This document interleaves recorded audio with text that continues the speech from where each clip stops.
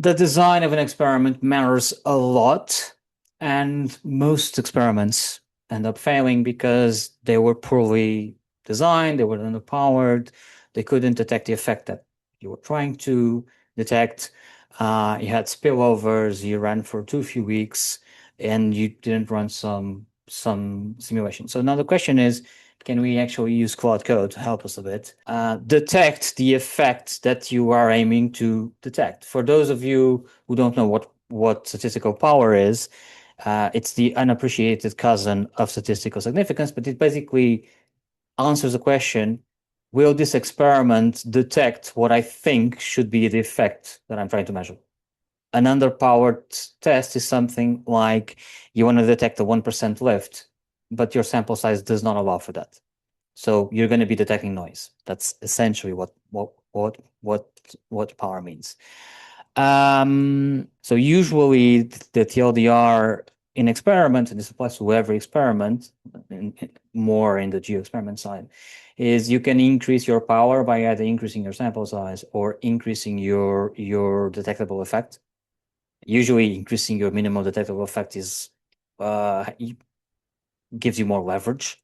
It's easier to increase your minimum detectable effect than to actually increase the sample size.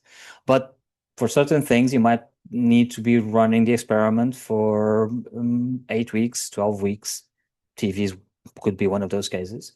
And in other cases, you can live with 1 or 2 weeks. Is it possible to run an A/B test for TV channel or out of home? No, it is not.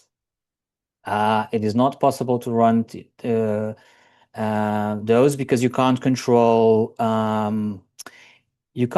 who sees your ads. So a regular A/B test, while this runs, a regular A/B test, you're randomizing at user level. Okay, that's how you control for all confounders. That's the fundamentals of a randomized control trial, right?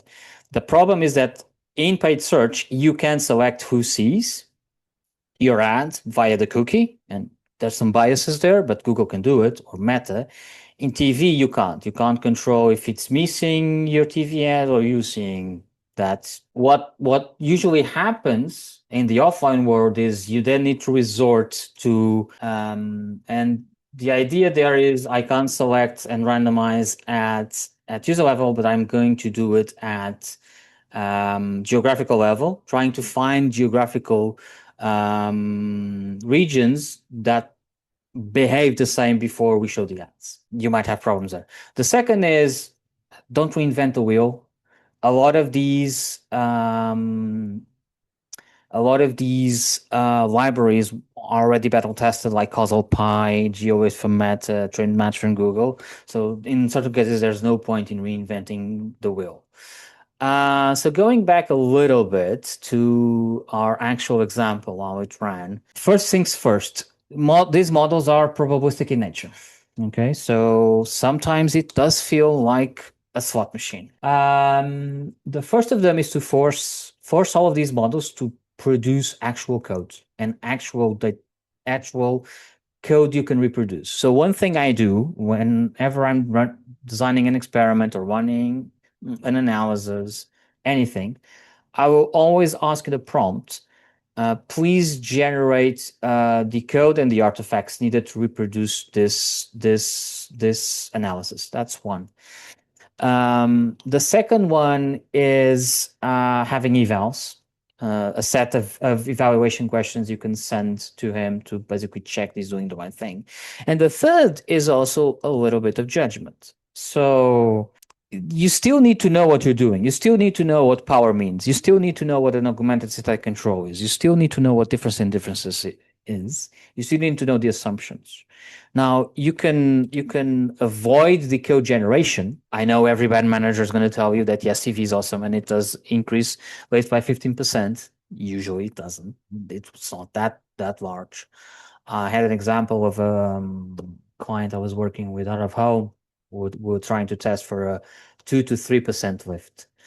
And we checked the results too soon, and we ended up with a confidence interval of plus or minus 20%. So that's a problem. But one of the things I taught the skill is generate a little bit of a one pager. The more vague you are, so think about it like this.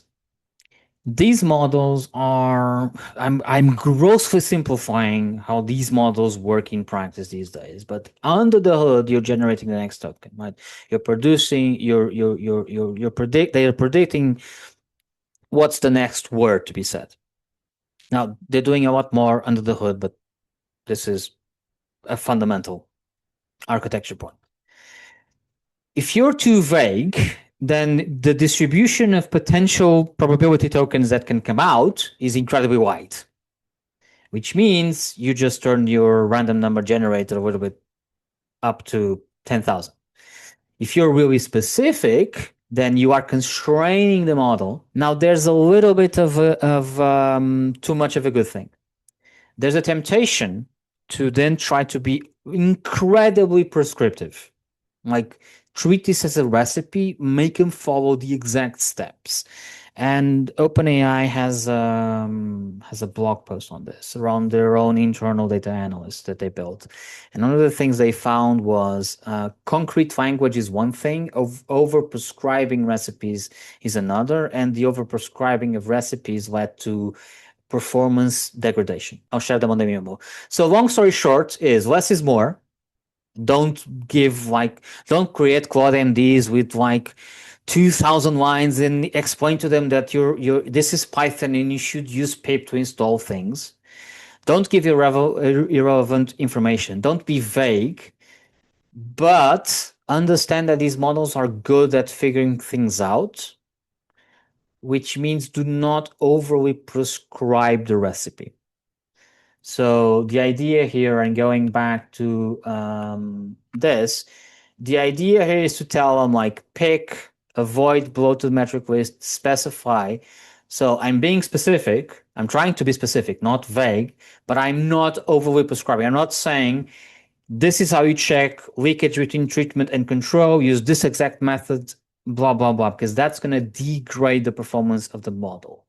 Every time you run this, it's always going to be the same templates because, and sometimes the experiment analysis, you can sometimes get different templates. This is one of the things I tell my skills to do because I am incredibly strict on this. I get annoyed when people don't report their confidence intervals. And for the record, that is really not what I'm recommending.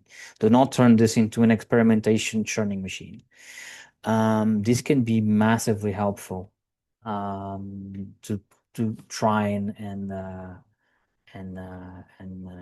get these analyses out and get us through. Like I never met an analytics team that we're not underwater for the amount of tickets